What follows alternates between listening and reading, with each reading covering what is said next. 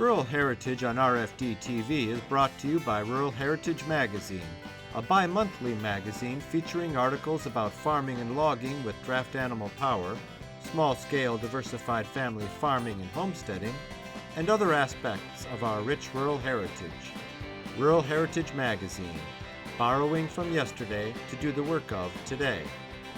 For subscription information, please call 319-362-3027 or order online at www.ruralheritage.com.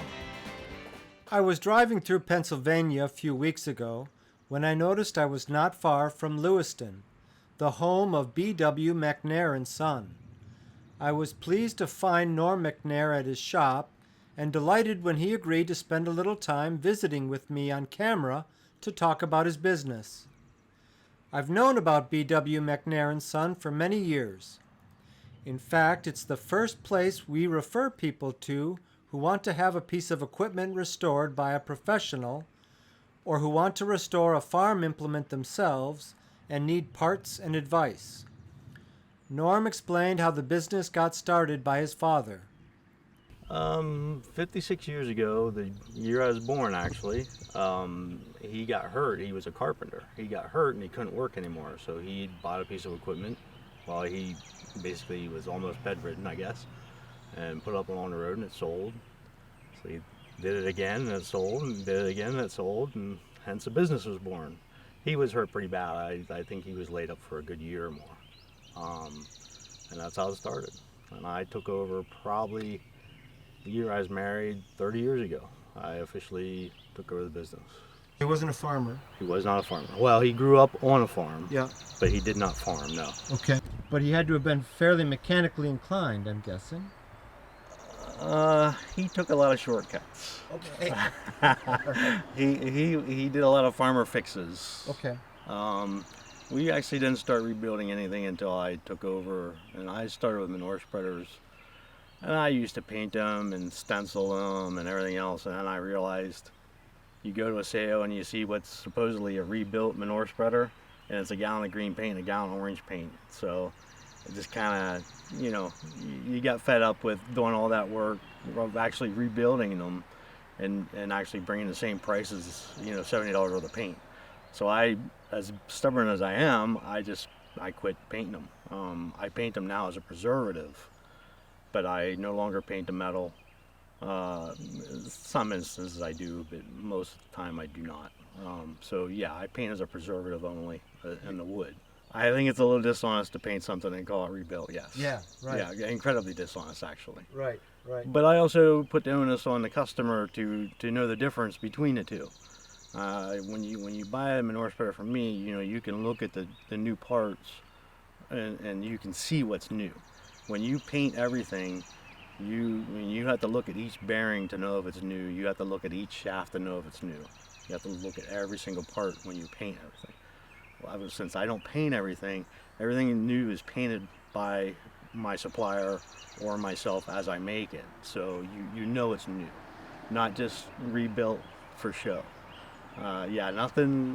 That's probably my biggest pet peeve in the farm equipment industry is the restoration.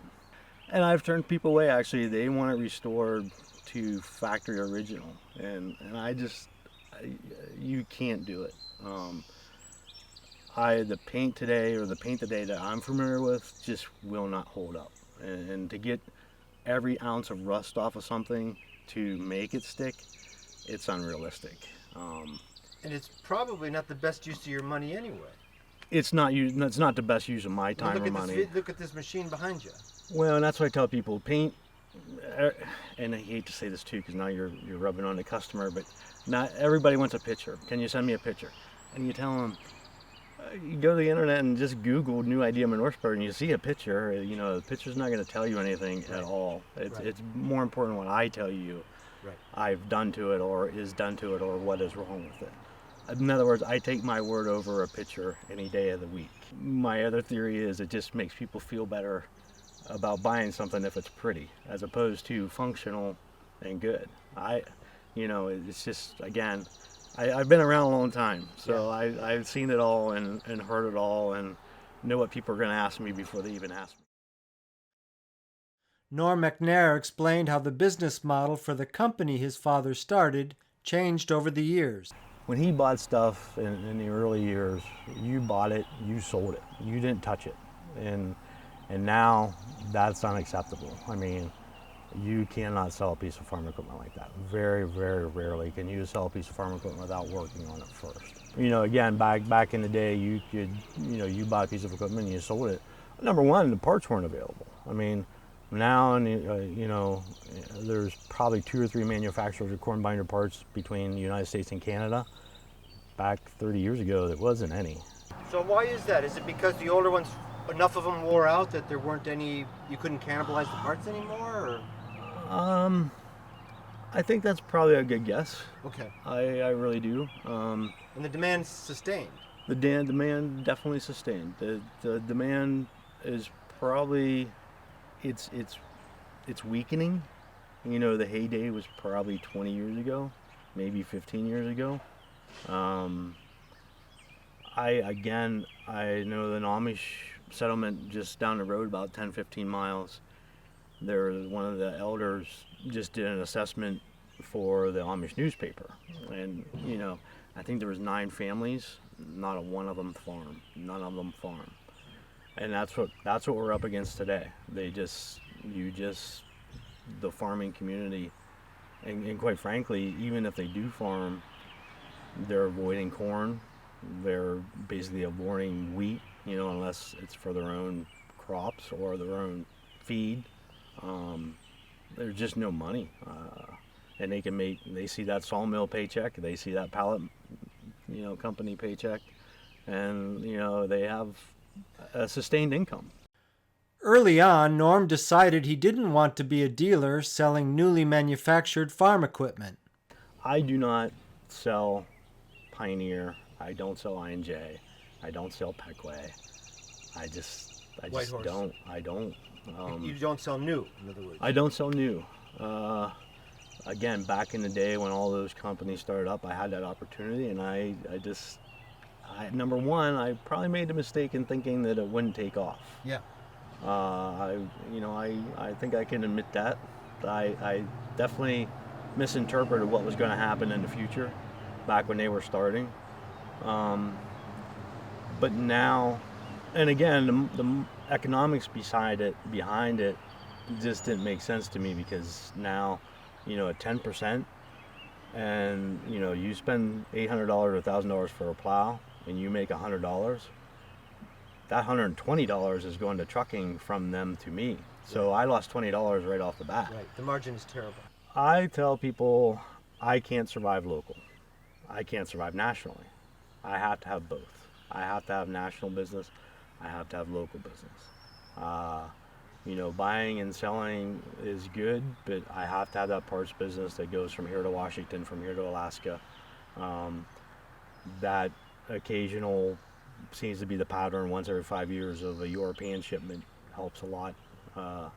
You know, again, if you put 10 pieces of equipment on a container, you're obviously not making that all in profit, but that's a good, you know, that pays my property taxes for the year, you know, a lot of times. But yeah, I can't survive on local business, be it parts or repair or sales. And that's the other thing too. Parts, what I want to say, repair has become a lot of my business, and that's only changed within the last 10 years. Being a one-man show like I am, it's just, you know, I'm going to a sale later today.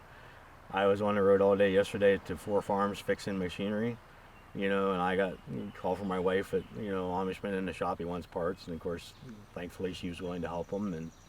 But yeah, it's tough to be a one-man show. You're a buyer, a seller, a deliverer, you know. I am busier than I want to be. Okay, but you're not getting rich. I am not getting rich. You're working hard. I have those are my hands. 360 days. Hold them out. 360 days a year. My family jokes, we're on vacation for the 5th day. His hands are clean, and I say they're always clean. They're just stained. Right. And yes, I'm as busy as I can be. I cannot be any busier. What I'm going to say is going to make some people mad. Okay. It disturbs me a lot, motorized forecourts, putting motors on equipment that are ground driven. But that is the romantic side of it, that you want to hear the horses and you want to hear the birds chirp as you're mowing, and instead of listening to a motor.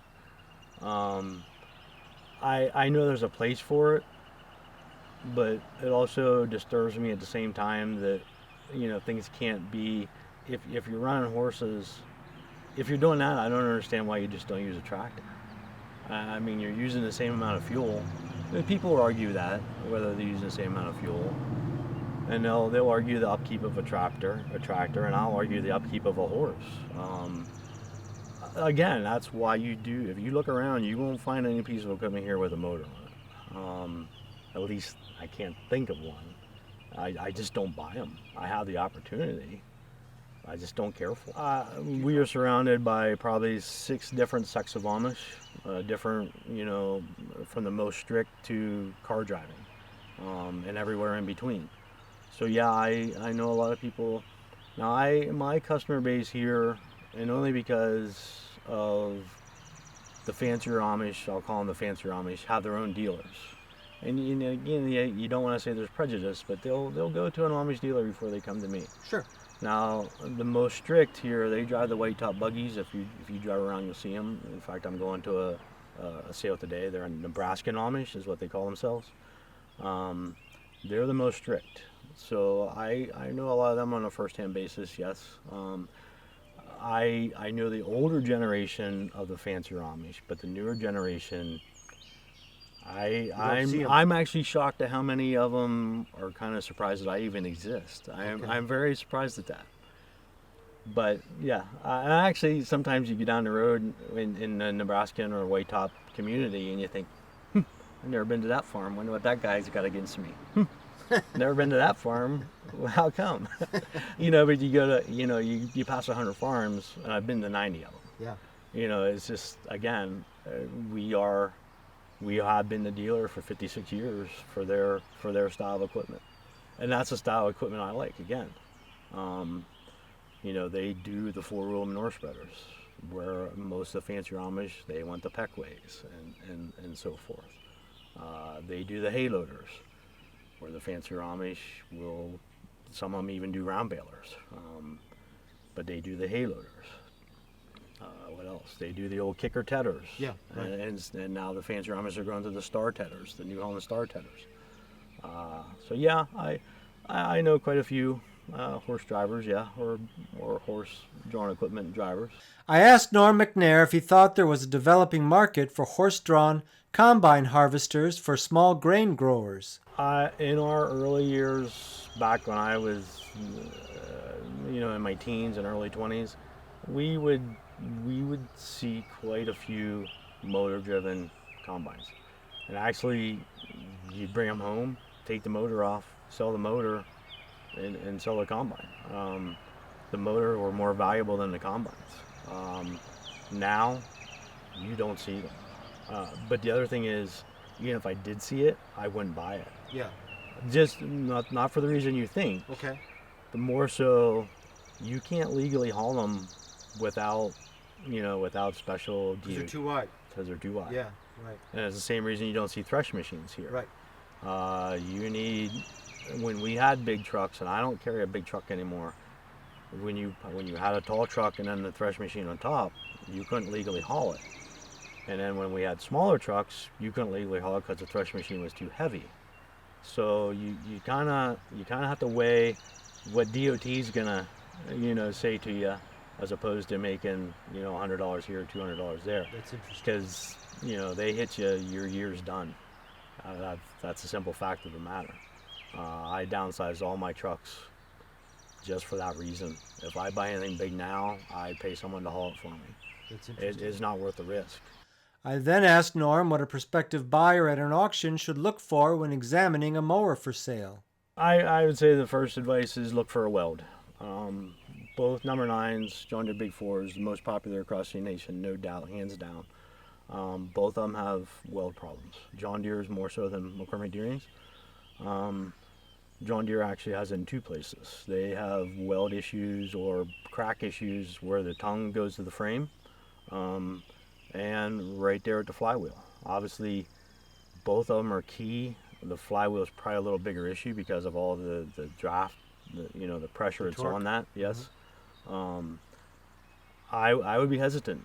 I tell people when you weld casts, it's a 5 thing. It's 5 hours, 5 days, 5 weeks, 5 years.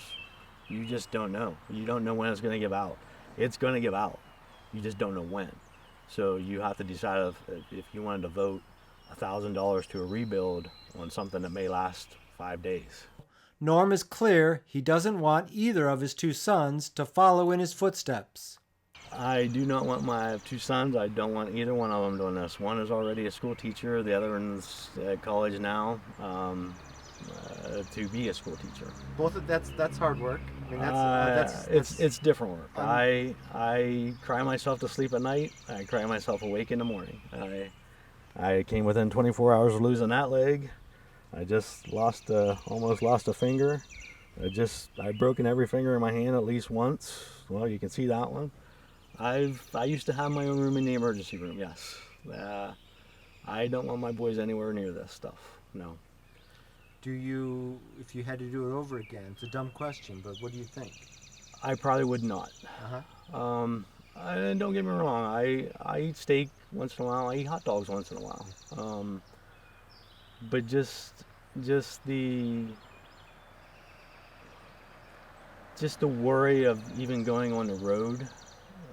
If I could get someone to truck for me at a reasonable price and I could trust them and they wouldn't break all my equipment bringing it home because they wanted to put one more piece on the trailer, right, I would do that in a heartbeat. I would sell my trailers, but that guy doesn't exist. Right. Just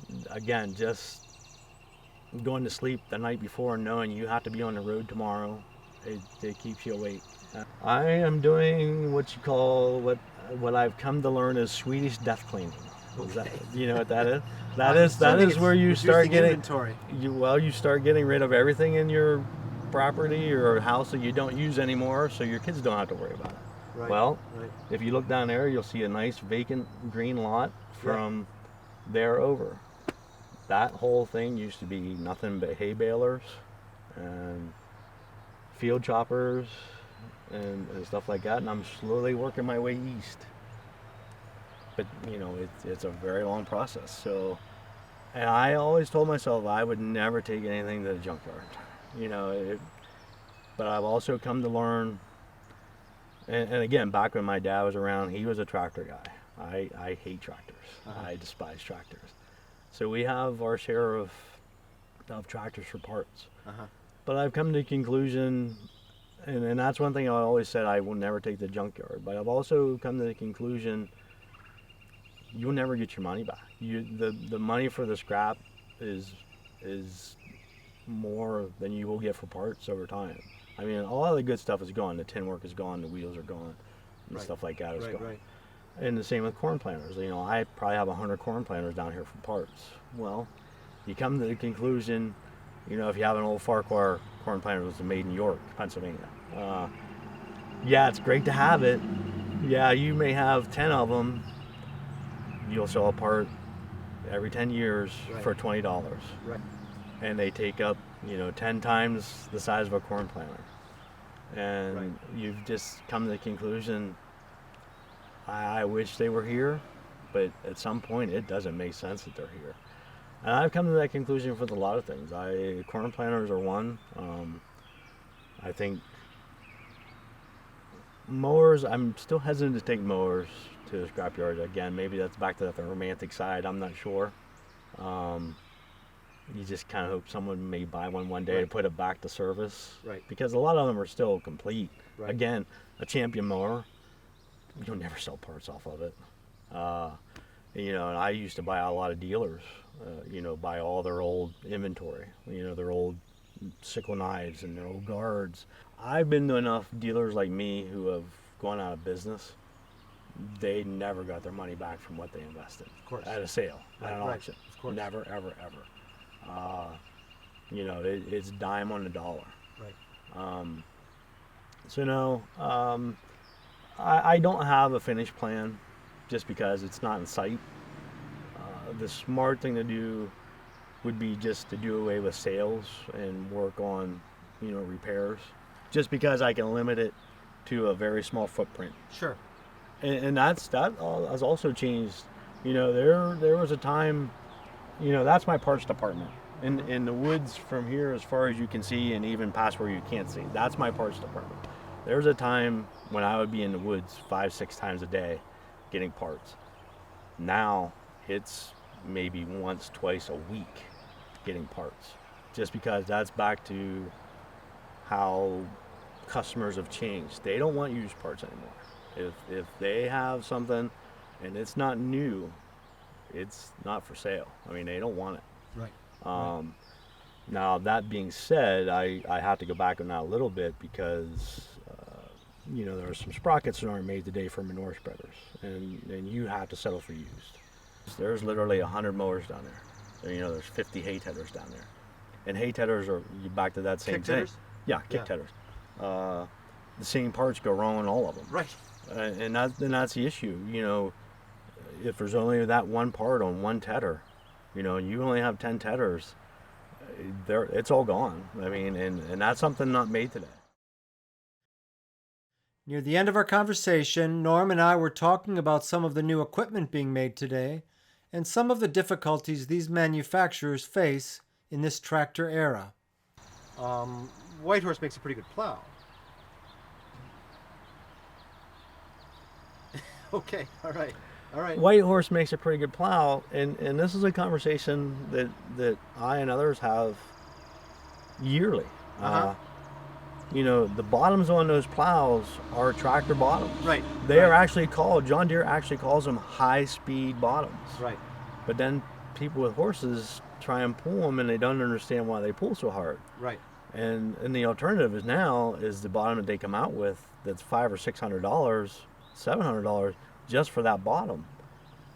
Well, that's a bottom that's in the cast iron that everybody wants to get away with, to a bigger extent. I mean, it's definitely curvier than the cast iron.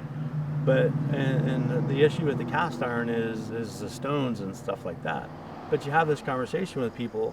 You buy a Pioneer plow and you're pulling a tractor bottom. I mean, it's blunt. It's like a wall. Right. Because the cast iron is, it's got that curve. Flare. Right. Exactly. Yeah. But then you argue the cast iron price over the steel price and ease of finding the parts. Right. Somebody who drives an old plow and then gets on a new one feels it immediately. Yes. They actually feel it in their bones that it's pulling different. Well, again, back when all this new stuff started coming out, that